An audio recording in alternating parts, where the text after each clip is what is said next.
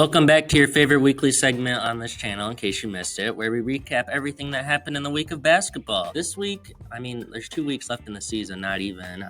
Playoffs are basically set. Everyone in the East is eliminated, or they're on the screen right now. And then for the West, the Rockets are the only team within contention. But yeah, this is basically what you're going to get for the playoffs. So, Draymond Green versus Grant Williams is the definition of two prideful players that really are not great at anything but being pests. However, both players did have very productive games this week after they played each other, which is something I would like to see more often, especially considering how much they run their mouths. Denny Avdija really has been the most promising young player for the Wizards this season, and he isn't getting enough attention for it. I wasn't going to say anything about the Pistons this week because they're awful and no one really cares about them, but Wednesday night, Malachi Flynn dropped 50 points off the bench, and it's his third team of the season, so he's trying to stay in Detroit for some odd reason. The Blazers lost by 60 points this week, and that's the only thing you need to know about their week. The Raptors are not entertaining at all without Scotty Barnes, RJ Barrett, or Emmanuel Quickley, so we are not going to be talking about them this week. John Collins had 30 and 11 against the Rockets this week, and that was probably his best performance as a member of the Jazz. But more importantly,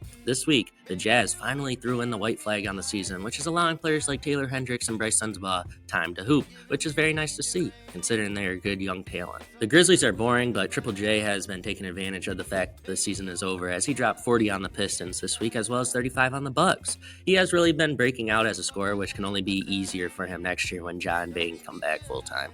Grizzlies are going to be scary the next few years. 40 points, 20 rebounds, and 7 assists as a rookie really should be enough explanation for what is going on with Wemby. But if you want to hear a crazier stat line, 23 points, 15 rebounds, 8 assists, and 9 blocks in Denver Tuesday. The only problem with his performance against Denver was the fact he was 9 of 29 from the floor. Other than that, my goodness, what is Wemby? Dennis Schroeder, unfortunately, has become forgotten about in Brooklyn, but this week against the Bulls, he went off for 27, 5, and 7, but then went right back to his quiet self, which is very unfortunate. Not as unfortunate as the Nets season as a whole, because this year has been a dumpster fire. The only good thing that happened for the Bulls this week was DeMar DeRozan cooking. He should get a decent bag in the offseason, since he is a free agent after this year. Please don't re-sign with the Bulls. The Bulls are pitiful. You don't need to be there any longer. Go ring chase. Jalen Green continued his dominance this week. However, the Rockets as a team started losing again, which can significantly hurt their chances as a playoff team going forward.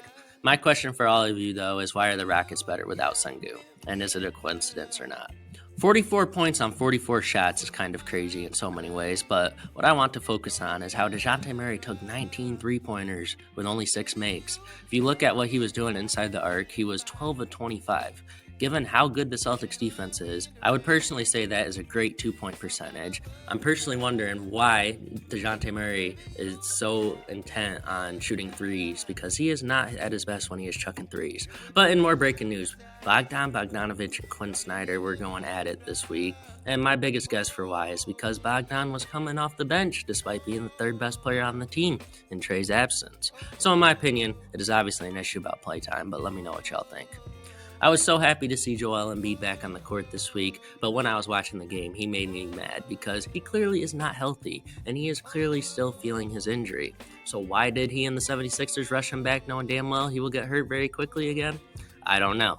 But again, it was nice to see him back for about 5 minutes. Evan Mobley against vertically challenged teams might be a top 10 center in the league. But someone who has looked like a top center all season is Jared Allen, and I can confidently say that because he has been amazing this year. Tyrese Haliburton is finally getting back into form very slowly. Against the Lakers this week, he had 21, 8, and 8, and then he had 27 and 13 against the Nets. If he is early 2024 Hallie while Siakam is doing his thing, they won't be a team any team wants to match up with in the postseason. Kevin Huerter is out for the season. That might actually be beneficial for the Kings, though, if we're being honest, because he has been awful all year. Malik Monk, however, also got hurt, and that does not help them at all, and is actually going to be the reason they will go home early, outside of the fact that this team is terribly inconsistent. Zion Williamson and CJ McCollum have been amazing of late in the absence of BI. This team will, in fact, be the worst matchup for anyone in the top 4 of the West in the first round. So, over the next 2 weeks, the Nuggets, Timberwolves, Thunder, and the Clippers. Actually, do we even put the Clippers in this category? Because it seems like the Clippers are very close to being surpassed by the Pelicans. But anyways, any of those 4 teams need to tread carefully and hope they don't have to play the Pelicans round 1, because I wouldn't want to match up with them. Terry Rozier was electric in all 3 games for the Heat this week. However, the competition the Heat played this week wasn't the greatest, so I'm not going to praise it too much. No matter how good the Magic have been at their peaks this season, it will not matter come postseason time because they are very offensively challenged, and I'm going to continue saying that until they can prove they can consistently score the basketball. Kawhi Leonard started the week in Orlando with 29, 11, and 5 and a 3-point win. Then the Clippers traveled to Charlotte where Paul George dropped 41, 7, and 4 on the Hornets. If those two do that in the postseason on the same nights consistently, this team is not losing. Actually, James Harden has looked like he is in mid-postseason form already, so I would not anticipate a deep playoff run from the Clippers because he's been brutally awful. 61 points and a loss. Congrats to Brunson on his performance, but unfortunately for him, he had the Devin Booker curse. And with that Devin Booker curse, Brunson and the Knicks looked like the Eastern Conference version of my Suns. So they went 0-3 on the week. And more heartbreaking news, and the reason the Knicks are not going to be the disappointing team of the week is because Julius Randle is officially out for the season. I'm sorry, Knicks fans, but honestly, that could be a beneficial thing for y'all. I'm probably the only person in the world that doesn't have anything to really say about the Lakers right now. I understand that they are going to be a matchup nightmare in the postseason.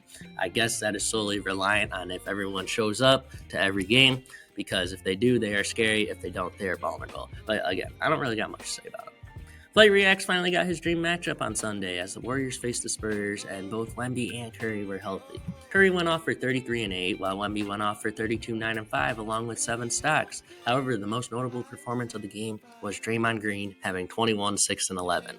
Too bad Draymond can't do that every night, because if he could, I would take the Warriors much more serious than I do now. Devin Booker has dropped 50 points in each of his last 3 matchups against the Pelicans. The reason for that is because of what Zion did a year ago when he 360'd on them for eliminating them the year prior.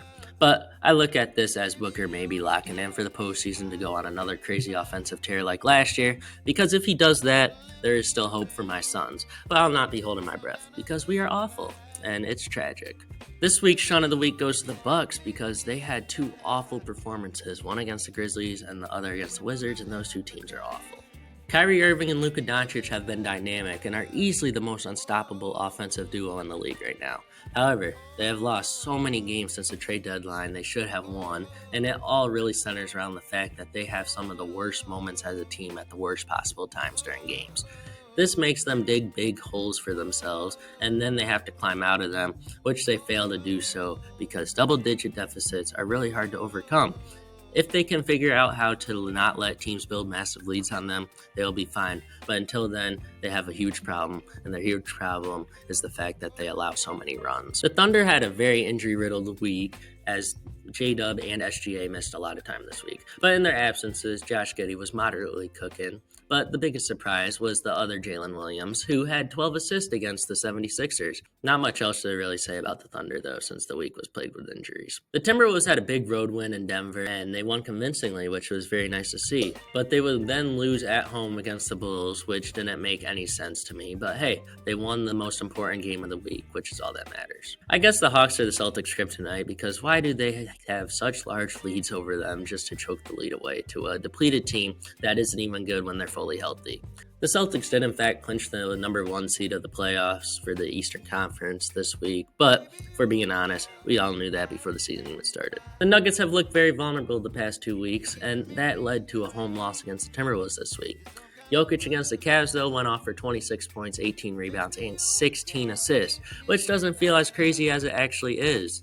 Jokic would then have 42, 16, and 6 against the Spurs, and nobody cares anymore when he does that, and it is sad. The awards for this week really were centered around the Bucks. I had to change last minute the worst team of the week since I didn't want to give it to the Knicks for obvious reasons. But the weekly MVP is Giannis, even though his team got shunned. I mean, Giannis was different this week. Just check his stats. The team of the week was the Golden State Warriors. They were undefeated. They had some good wins. They had a lot of good moments. The underrated player of the week was another Bucks player, Chris Middleton. You should check his stats as well from the past week because he was cooking, even though he's the player everybody loves to hate on. The worst team of the week is not the Knicks anymore, but it is the Pelicans as they went 1-3. I know they have injuries, but yeah, what am I going to do about it?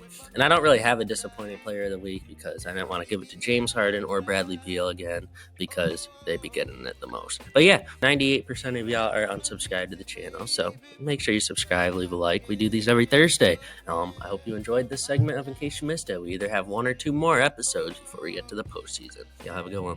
Bye.